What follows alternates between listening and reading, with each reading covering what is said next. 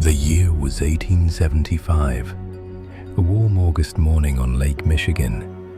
A schooner, the Rosabelle, was discovered drifting upside down, just 40 miles off Milwaukee. Her hull was intact, her cargo of lumber still tied down. But the 10 crewmen who had sailed her across the lake, gone. No wreckage, no survivors.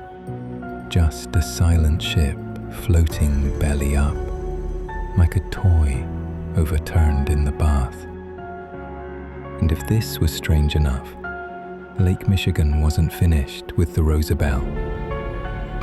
Nearly 50 years later, the schooner went down again. Once more, upside down. Once more, with no crew aboard. This time, there was a warning. Her captain had dreamed the disaster the night before.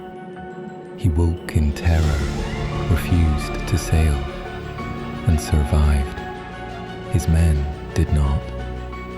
2 capsizings, 2 vanished crews, 1 ship. This is The Silent Files. If you're new here, follow or subscribe now. Every week, we pull another case from the shadows.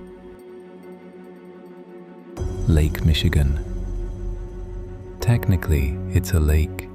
In reality, it's an inland ocean.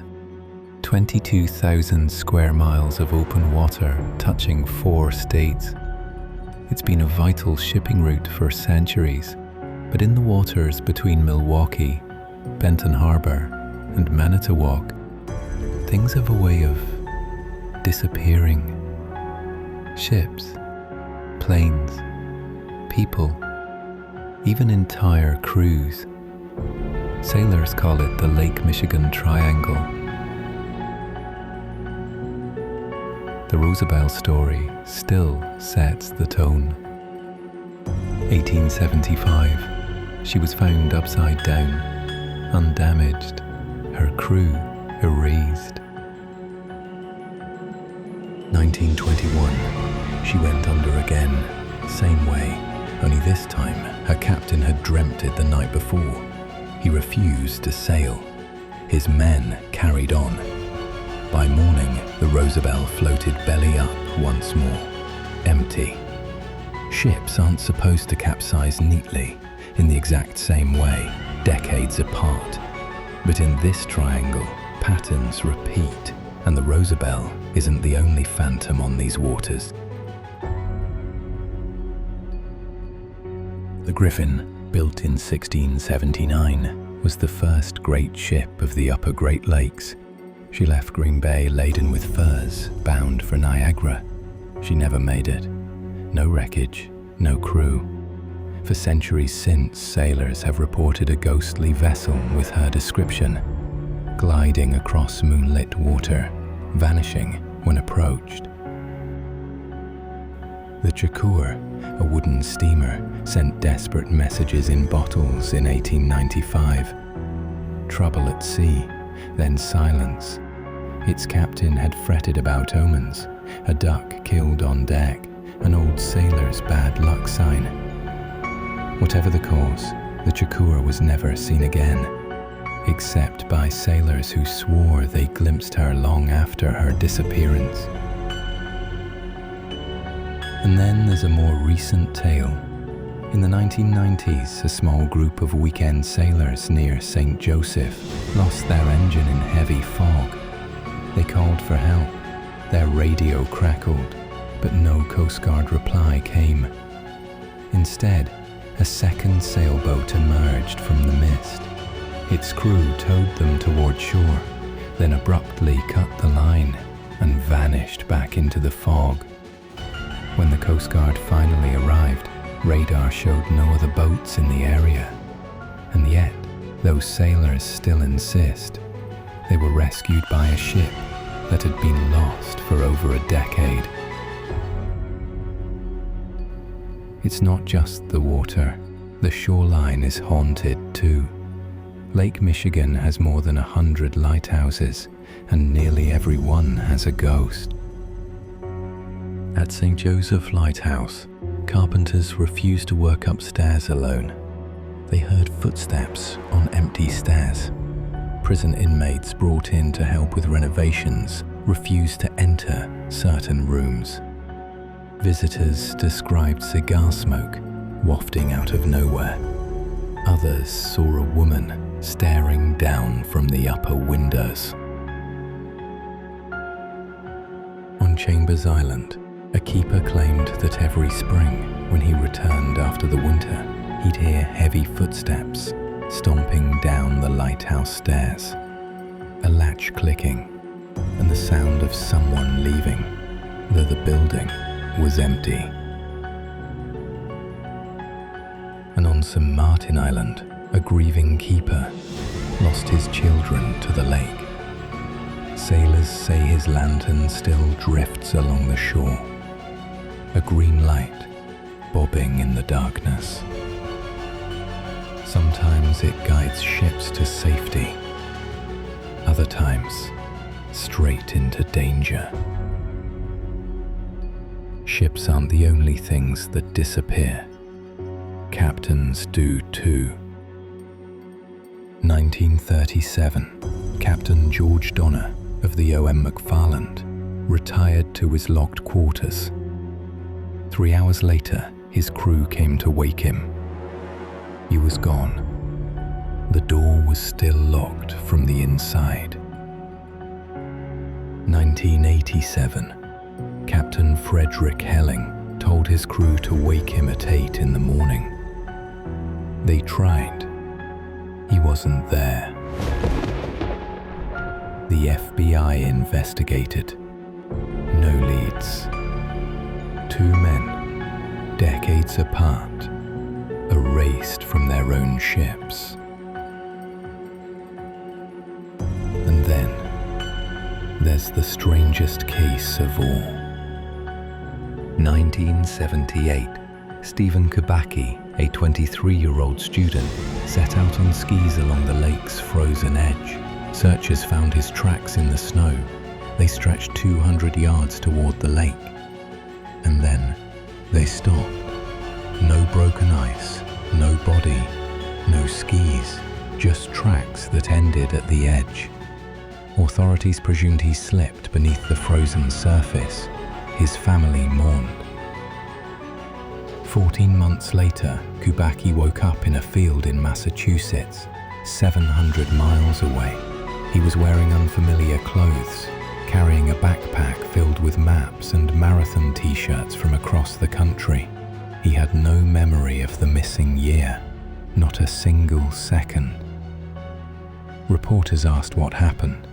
He admitted only this: his body ached like he had been running for months.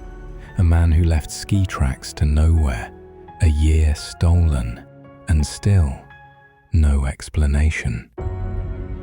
The Triangle doesn't only claim ships, it claims planes. 1950, Flight 2501.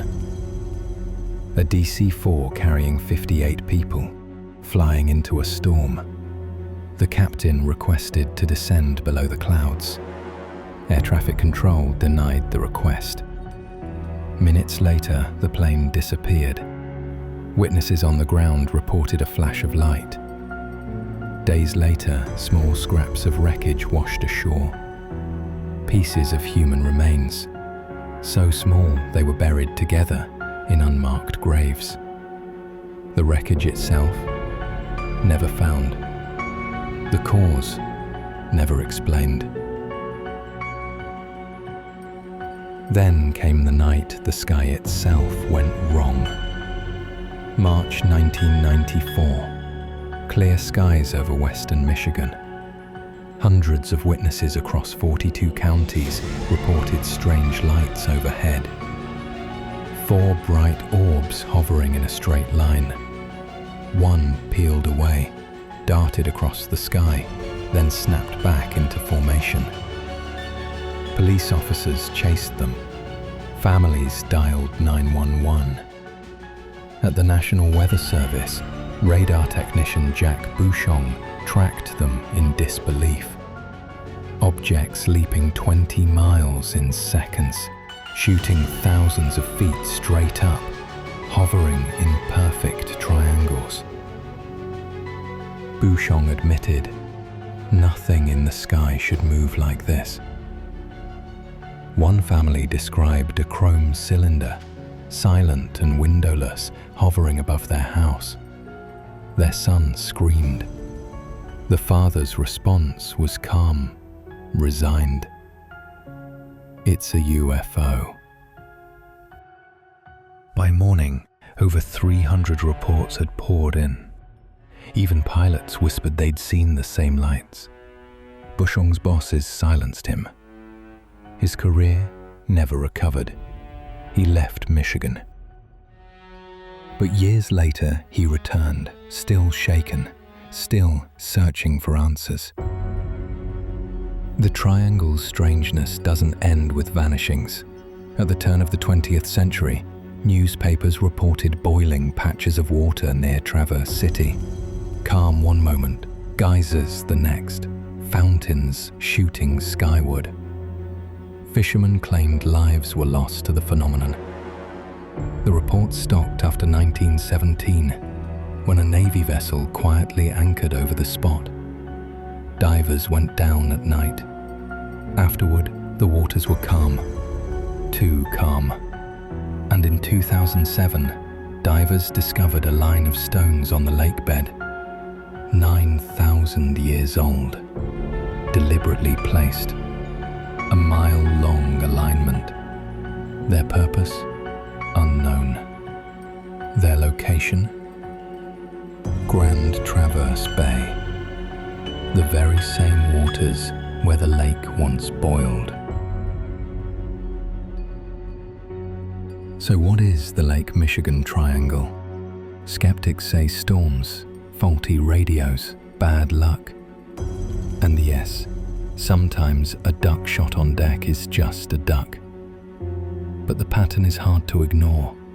The Rosabelle, the Phantom Griffin, the vanished captains, the skier who lost a year, a plane swallowed whole, and a night when 300 people watched the sky split open. Coincidence? Or something deeper hiding beneath the waves? Either way, Lake Michigan keeps its secrets, and it doesn't give them up easily. This was The Silent Files. Follow or subscribe for more true mysteries that refuse to stay buried.